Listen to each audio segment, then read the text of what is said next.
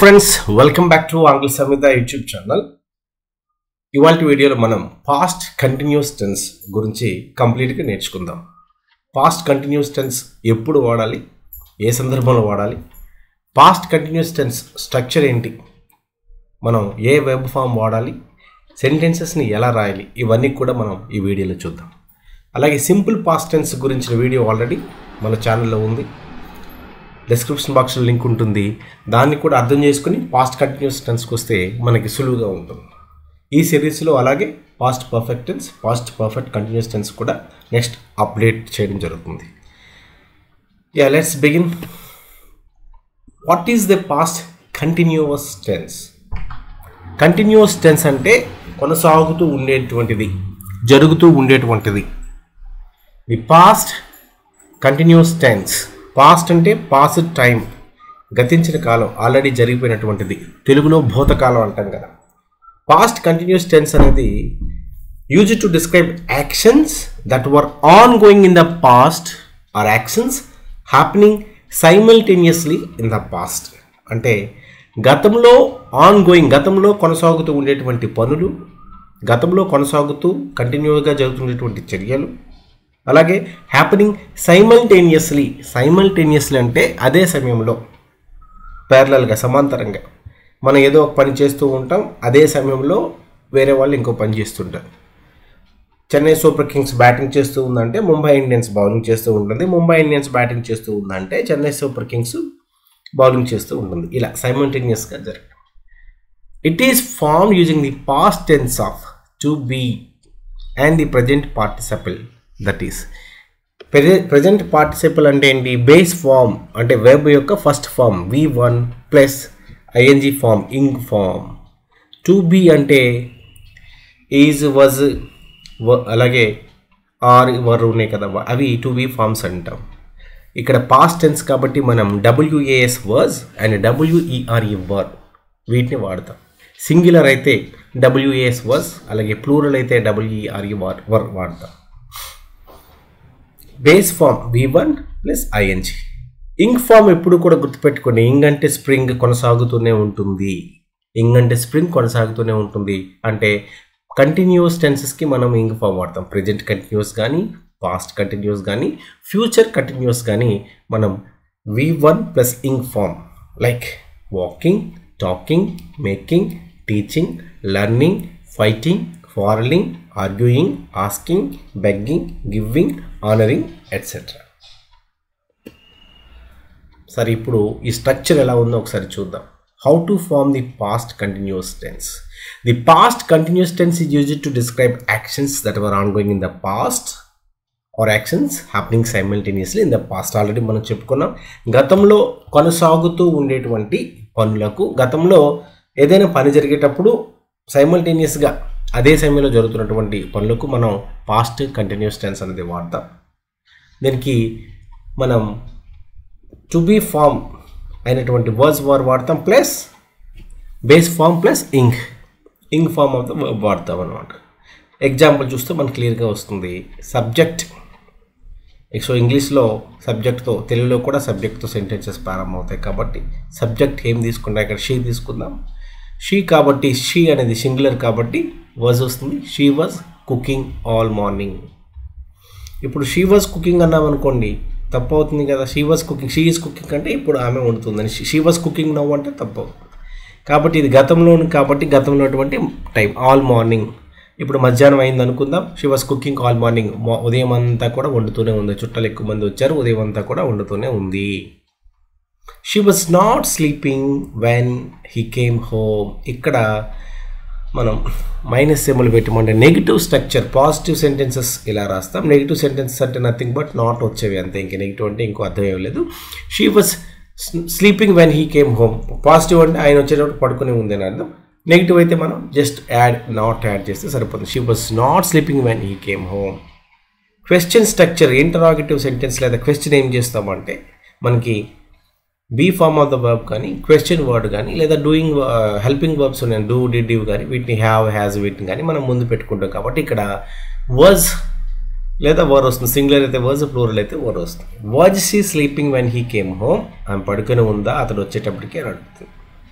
Were you sleeping when he came home. ఇలా మనం past continuous tense యొక్క స్ట్రక్చర్ని నిర్మించవచ్చు. ఈ విధంగా మనం తప్పులు లేకుండా పాస్ట్ కంటిన్యూస్ టెన్స్ యొక్క వాక్యాలు నిర్మించవచ్చు. మరొకసారి చూద్దాం. Subject plus was or were. Simple ఎలా గుర్తుపెట్టుకోండి, పాస్ట్ టెన్స్లో వచ్చే వర్స్ లేదా వర్ అంతే. సింగులర్ అయితే వర్స్, ప్లూరల్ అయితే were. Subject plus was were plus ing form of the verb. నెగిటివ్లో అయినట్లయితే మనం నాట్ వాడతాం. క్వశ్చన్లో మనం ఈ బీ ఫామ్ని వర్స్ లేదా వర్ని ముందు తీసుకొస్తాము. ఆ విధంగా మనం క్వశ్చన్ని తయారు చేయవచ్చు. ఇంకా చూద్దాం. The past continuous tense is often used to set the scene in a narrative describing what was happening when something else occurred. మనం ప్రజెంట్ టెన్స్ని ఎలాగైతే నెరేషన్లో ఏదైనా కామెంటరీలో కానీ ఏదైనా జరిగినటువంటి విషయాన్ని కానీ స్టోరీస్ కానీ చెప్పడానికి ఎలా వాడతాం, అలాగే పాస్ట్ కంటిన్యూస్ టెన్స్ని కూడా గతంలో జరిగిపోయినటువంటి సీన్ని వర్ణించడానికి.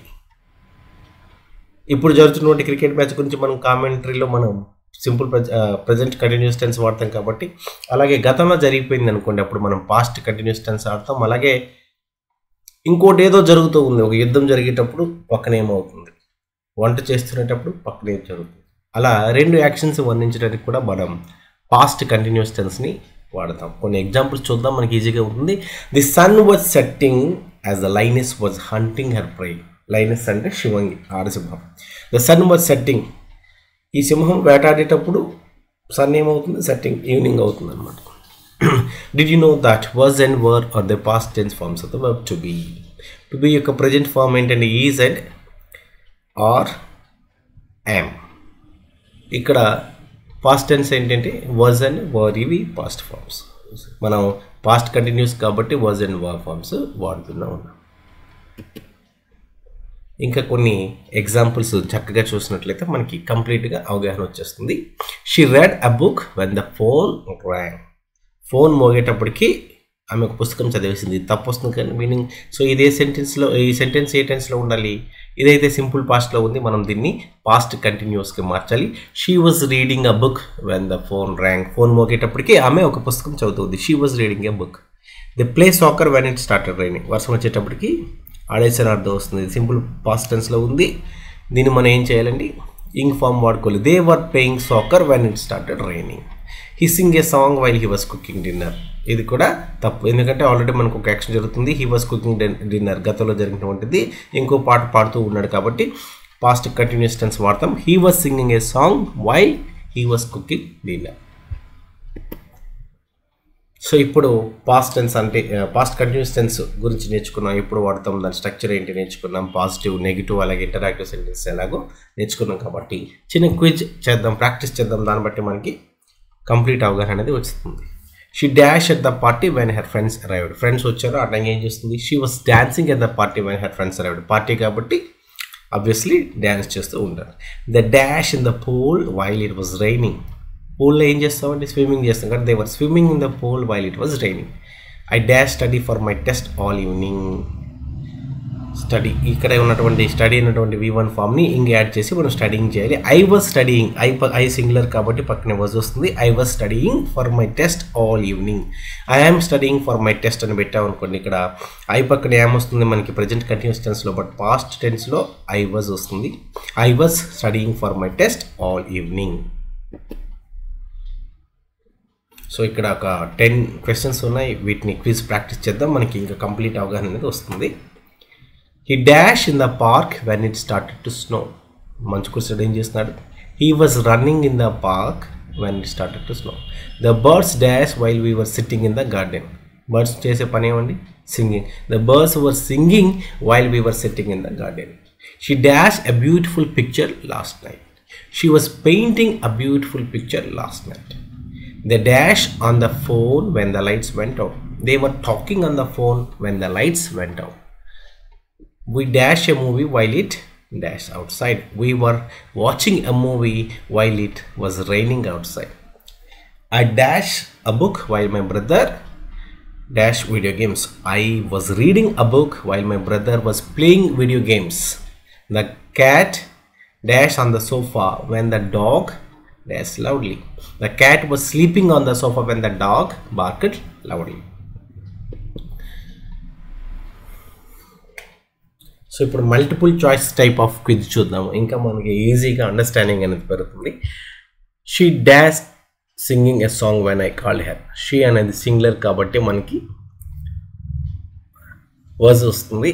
ఇక్కడ పాస్ట్ కంటిన్యూస్ కాబట్టి ఈజ్ వాడడం, మనం ప్రజెంట్ కంటిన్యూస్లో ఈజ్ వాడతాం. ప్రజెంట్ కంటిన్యూస్ అయినట్లయితే she is singing a song when I called she is singing a song. But past continuous tense కాబట్టి she was singing a song అనేది మనం వాడతాం.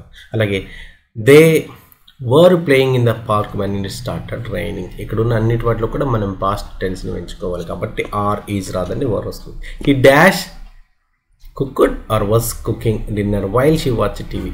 ఇక్కడ ఇంకో యాక్షన్ జరుగుతుంది, సైమల్టేనియస్గా టీవీ చూడడం కూడా జరుగుతుంది ఇంకొకరు, కాబట్టి ఇక్కడ మనం హీ కుక్డ్ అని సింపుల్ పాస్ట్ టెన్స్ వాడకూడదు, పాస్ట్ కంటిన్యూస్ వాడతాం. He was cooking dinner while she watch TV. We dash a book at the library yesterday. We were reading a book at the library yesterday. నిన్న ఈ టైంలో మనం ఏం చేస్తాం, లైబ్రరీలో బుక్ని రీడ్ చేస్తాం. The students are listening to the teacher during the lesson. So ఇది డ్యూరింగ్ ద లెసన్ ఆల్రెడీ జరిగిపోయింది కాబట్టి ఇక్కడ మనం ఏం చేస్తాం, student listen to the teacher during the lesson. Simple past మనం చెప్పొచ్చు, ఎందుకంటే గతంలో జరిగినది స్టూడెంట్స్ అనేది వినడం జరిగింది, లేదా స్టూడెంట్స్ వర్ లిజనింగ్ అని కూడా మనం చెప్పొచ్చు.